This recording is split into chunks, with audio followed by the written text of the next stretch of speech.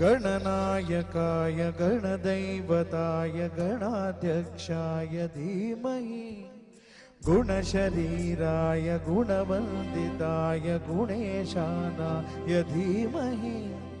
गुणाधीताय गुणाधीशाय गुणप्रविष्टाय धीमहि एकदन्ताय वक्रतुण्डाय गौरीतनयाय धीमहि गजेशानाय भालचन्द्राय श्रीगणेशाय धीमहि एकदन्ताय वक्रतुण्डाय गौरीतनयाय धीमहि